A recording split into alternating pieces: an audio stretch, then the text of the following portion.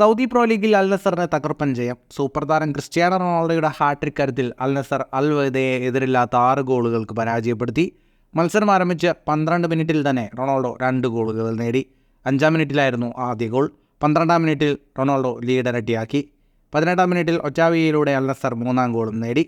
ആദ്യ പകുതി അവസാനിക്കും മുൻപേ സാദിയോ മനെ അൽ നസറിൻ്റെ 4-ാം ഗോളും നേടി. രണ്ടാം പകുതിയുടെ തുടക്കത്തിൽ 52-ാം മിനിറ്റിൽ റൊണാൾഡോ തൻ്റെ ഹാട്രിക് പൂർത്തിയാക്കി. റൊണാൾഡോയുടെ കരിയറിലെ 68-ാം ഹാട്രിക്കാണിത്. 88-ാം മിനിറ്റിൽ അൽഫത്തിൽ കൂടെ ഗോൾ നേടിയതോടെ അൽ നസർ വിജയം പൂർത്തിയാക്കി. മത്സരത്തിൻ്റെ കണക്കുകളിലേക്ക് വന്നാൽ 65% സമയവും പന്ത് കൈവശം വെച്ച് കളിച്ചത് അൽ നസറായിരുന്നു. 14 ഷോട്ടുകളാണ് അൽ നസർ തൊടുത്തത്. 7 shot on target. 616 പാസുകൾ 90% കൃത്യതയോടെ അൽ നസർ പൂർത്തിയാക്കി.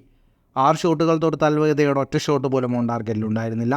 വിജയത്തോടെ 30 മത്സരങ്ങളിൽ നിന്ന് 74 പോയിന്റുമായി അൽ നസർ സൗദി പ്രോ ലീഗിൽ രണ്ടാമതാണ്. 29 മത്സരങ്ങളിൽ 83 പോയിന്റുള്ള അൽ ഹിലാലാണ് ഒന്നാമത്.